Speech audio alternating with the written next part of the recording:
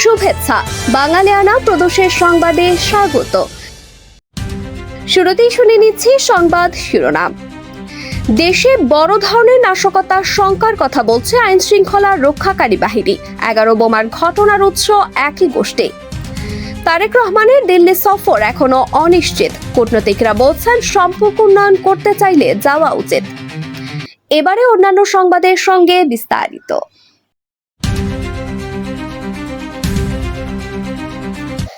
ঢাকার সাভারের সাধাপুর এলাকায় মসজিদের মাঠে একটি নীল রঙের প্লাস্টিকের ড্রাম পড়ে থাকতে দেখে এগিয়ে যান স্থানীয় ব্যক্তিরা। ড্রামের ভেতরে ছিল স্কচ টেপে মোড়ানো একটি প্রেসার কুকার। স্থানীয় লোকজন ড্রাম থেকে প্রেসার কুকারটি বের করে মাঠে রেখে পুলিশকে খবর দেন। সাভারের ভবানীপুর পুলিশ ক্যাম্পের দায়িত্বপ্রাপ্ত উপপরিদর্শক ইমরান হোসেন বলেন, খবর পেয়ে বুধবার সকাল 8টার দিকে পুলিশ ঘটনাস্থলে গিয়ে কালো স্কচ টেপে মোড়ানো প্রেসার কুকারটি দেখতে পায়। এরপর ঢাকা থেকে বোমা নিষ্ক্রিয়করণ ইউনিট গিয়ে বোমাটি নিষ্ক্রিয় করে। এ সময় প্রচণ্ড শব্দে আশেপাশে আতঙ্ক ছড়িয়ে পড়ে। সাধাপুরের এই ঘটনার আগের রাতে সাভারের দক্ষিণ শ্যামপুর এলাকায় 3তলা একটি বাড়িতে অভিযান চালিয়ে ঢাকা মহানগর পুলিশের counter terrorism and transnational crime CTTC unit 11টি পাইপ বোমা আইইডি সহ বিপুল পরিমাণ বিস্ফোরক দ্রব্য উদ্ধার করে। এর আগে গত মঙ্গলবার দুপুরে সাভারের হেমায়েতপুর থেকে গ্রেফতার করা হয় মোহাম্মদ আরিফ নামের এক যুবককে। তার তথ্যের ভিত্তিতে দক্ষিণ শ্যামপুরের ওই বাড়িতে অভিযান চালানো হয়। শুধু সাভারের এই দুটি ঘটনাই নয়, গত বছরের 26 ডিসেম্বর ঢাকার দক্ষিণ কেরানীগঞ্জের আল-কুরা মাদ্রাসায় বিস্ফোরণের পর অন্তত 8টি ঘটনায় নব্য জেএমবির সদস্যরা জড়িত বলে তথ্য পেয়েছেন তদন্ত সংশ্লিষ্ট ব্যক্তিরা বলেন, বিস্ফোরণের পর কেরানীগঞ্জের ওই মাদ্রাসা থেকে একটি মুঠোফোন উদ্ধার করা হয়। ওই মুঠোফোনে পাওয়া তথ্যের ভিত্তিতে 1 ফেব্রুয়ারি যশোরের বাঘারপাড়ায় নব্য জেএমবির সদস্য পর্যায়ের নেতা হাফিজ খলিল ইব্রাহিমের ব্যক্তিগত গাড়ি চালকের বাসায় যৌথ বাহিনী অভিযান চালায়। সেখান থেকে 10টি শক্তিশালী গ্রেনেড, 3টি বিদেশি পিস্তলের 19টি গুলি, একটি চাপাতি, একটি ছুরি এবং একটি খুর উদ্ধার করা হয়। এছাড়া 21 ফেব্রুয়ারি রাজধানীর যাত্রাবাড়ির কুতুববাড়ি এলাকায় তল্লাশি চৌকিতে পুলিশের ওপর হামলা, কুমিল্লার একটি মন্দিরে 7 মার্চ বোমা হামলা, 12 মার্চ ফেনীতে সংখ্যালঘু সম্প্রদায়ের একটি ব্যক্তিকে কুপিয়ে হত্যা, 25 মার্চ যাত্রাবাড়ির জনপদ মোড়ে তল্লাশির সময়ে পাইপ বোমা বিস্ফোরণ, 22 জুন উত্তরার দক্ষিণখানে রাষ্ট্রীয় একটি গোয়েন্দা সংস্থার কর্মকর্তাদের ওপর বোমা হামলা, 24 জুলাই মতিঝিল মেট্রো স্টেশনের নিচে একটি ছাতার ভেতর থেকে বোমা উদ্ধার, 30 জুলাই আশুলিয়া এলাকার একটি বদি দোকান থেকে প্রেসার কুকার বোমা উদ্ধার করা হয়। কেরানীগঞ্জের মাদ্রাসায় বিস্ফোরণ, যশোরে গ্রেনেড এবং অস্ত্র উদ্ধার এবং সর্বশেষ সাভারের 2টি সহ মোট 11টি ঘটনায় উগ্রপন্থী একই গোষ্ঠী জড়িত এবং তাদের বড় ধরনের নাশকতার পরিকল্পনা রয়েছে বলে তদন্ত ব্যক্তিরা বলছেন। তদন্ত সংশ্লিষ্ট সিটিটিসি এবং অ্যান্টি টেররিজম ইউনিটের কর্মকর্তারা বলেন, তদন্ত সংশ্লিষ্ট সিটিটিসি এবং অ্যান্টি টেররিজম ইউনিটের কর্মকর্তারা বলেন, বড় নাশকতার পরিকল্পনা রয়েছে বলে তারা খবর পেয়েছেন।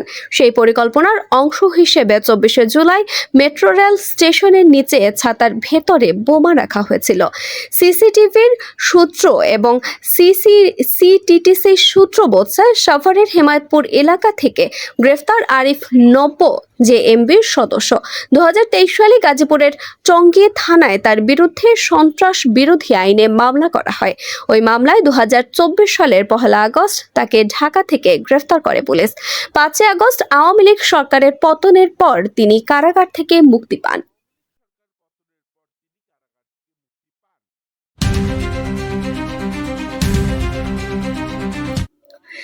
আগামী মাসে ভারতের নয়াদিল্লিতে অনুষ্ঠিত হচ্ছে 8ম ব্রিক্স সম্মেলন।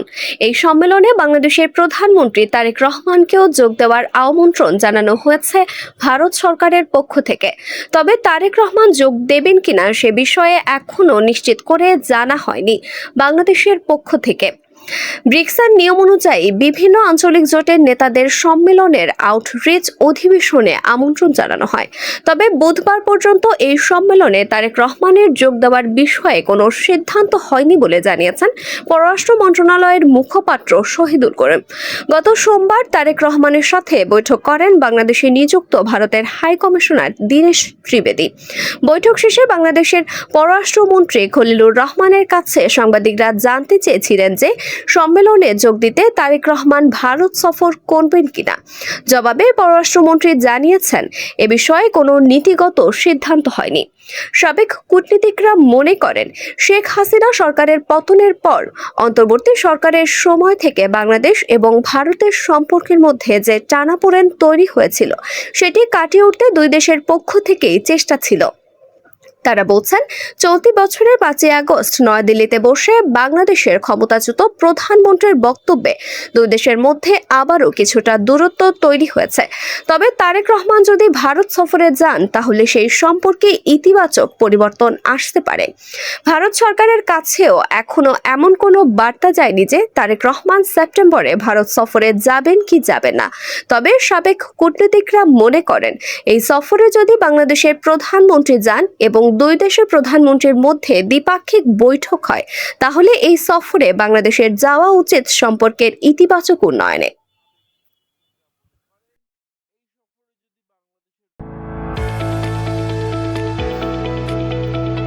এবারে শুনে নিচ্ছি বাঙালিয়ানা বাণিজ্যের সংবাদ। বিদ্যুৎ সাশ্রয় এবং বিদ্যুৎ ব্যবস্থাপনা আরও কার্যকর করতে বিপণী বিতান এবং দোকানপাট খোলা রাখার নতুন সময়সূচি নির্ধারণ করে দিয়েছে সরকার। এখন থেকে দেশের সব শপিং মল, মার্কেট এবং দোকানপাট বেলা 11টা থেকে রাত 8টা পর্যন্ত খোলা রাখা যাবে।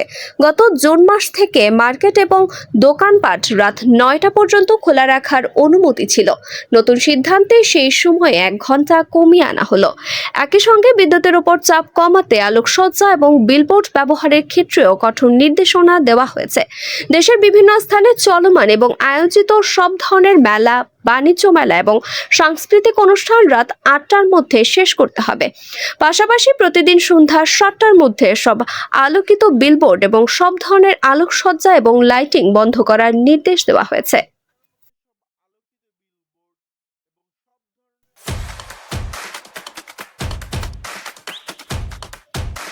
এবারে শুনে নিচ্ছি বাঙালিয়ানা ক্রীড়া সংবাদ। 23 বছর পর অস্ট্রেলিয়ায় টেস্ট খেলতে নেমে প্রথম দিনটা স্বপ্নের মতো কাটল বাংলাদেশ দলের। 1 উইকেটে 96 রান নিয়ে প্রথম দিনের খেলা শেষ করেছেন মুমিনুল হক এবং তানজিদ হাসান। তানজিদ 32 এবং মুমিনুল 35 রানে অপরাজিত। অবিচ্ছিন্ন 60 রানের জুটি গড়েছেন দুজন। অস্ট্রেলিয়ার প্রথম ইনিংস থেকে মাত্র 102 রানে পিছিয়ে বাংলাদেশ। প্রথম ইনিংসে 198 রানে অল আউট হয় অস্ট্রেলিয়া। এর আগে ডারউইনে নিজেদের সামর্থ্য দেখান বাংলাদেশের পেসাররা।